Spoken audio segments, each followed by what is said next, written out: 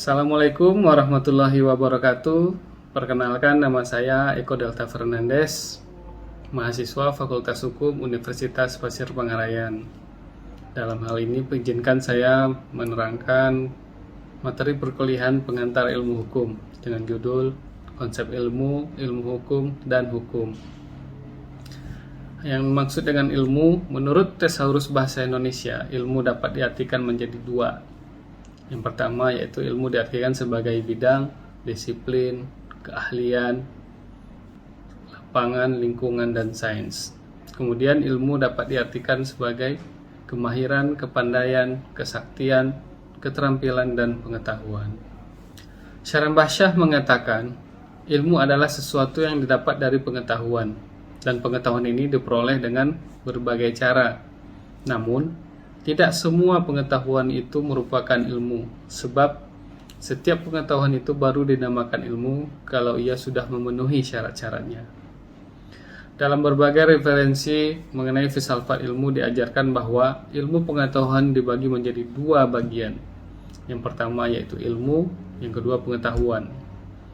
Yang dimaksud dengan ilmu itu sendiri yaitu teori-teori sebagai hasil renungan atau kontemplasi dan hasil-hasil penelitian ilmiah. Yang kedua, pengetahuan, yaitu keterampilan-keterampilan yang berhasil dimiliki manusia untuk kehidupannya.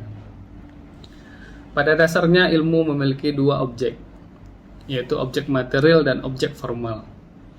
Objek material adalah sesuatu yang dijadikan sebagai sasaran penyelidikan, seperti contohnya tubuh manusia yang dijadikan sebagai objek material oleh ilmu kedokteran, negara yang dijadikan sebagai objek daripada ilmu negara, dan norma yang dijadikan sebagai objek material daripada ilmu hukum. Objek formal, yang maksud dengan objek formal yaitu metode untuk memahami objek material tersebut, seperti pendekatan induktif dan deduktif.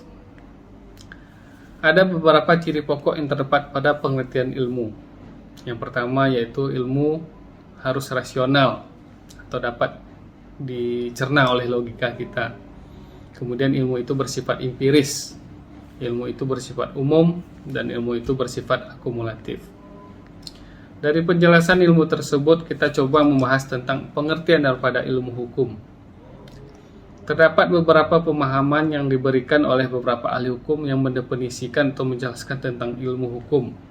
Kita kutip dari beberapa buku pengantar ilmu hukum, diantaranya yaitu buku pengantar ilmu hukum karangan Peter Mahmud Marzuki.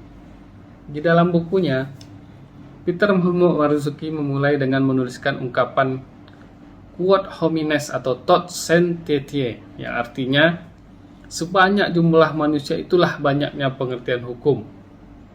Dalam bahasa Inggris, ilmu hukum juga disebut dengan jurisprudence. Dalam bahasa Belanda, ilmu disebut dengan rechtswetenschap, dan dalam bahasa Perancis disebut dengan teori general du droit. Ada dalam bahasa Inggris lainnya, ilmu hukum juga disebut dengan the science of law atau legal science. Dari penerusan sejarah ilmu hukum yang kita jelaskan tadi, terdapat 3 hal penting yang dikemukakan dalam hukum. Yang pertama, ilmu hukum itu lahir sebagai suatu ilmu terapan. Artinya dia lahir dari beberapa ilmu lainnya dan menjadikan ilmu hukum.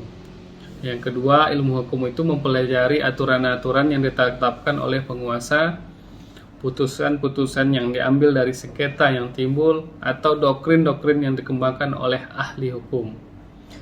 Metode yang digunakan di dalam ilmu hukum adalah penalaran atau analisis, sintesis, dan dialektika yang menghasilkan prinsip-prinsip hukum yang bersifat umum.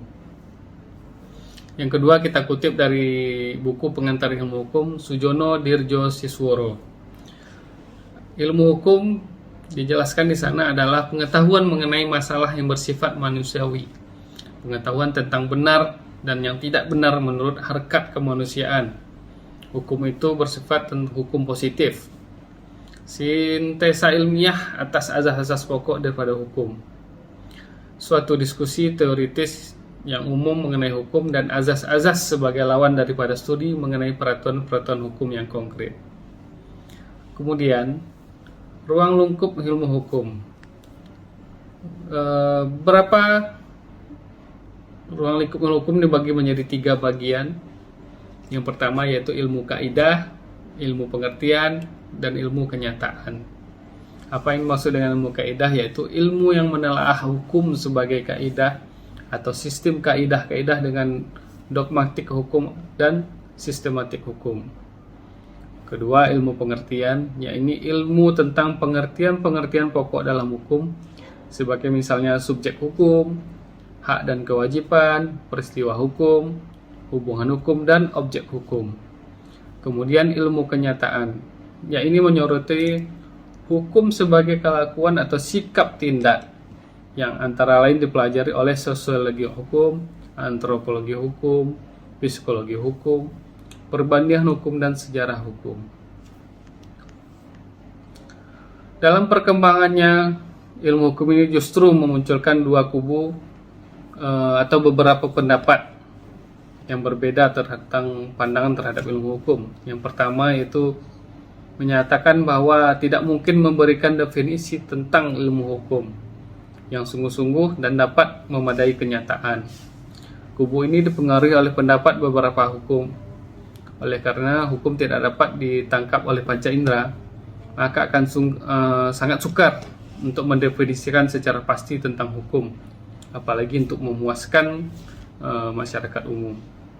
Yang kedua, pandangan terhadap hukum itu mengatakan bahwa definisi hukum itu ada manfaatnya.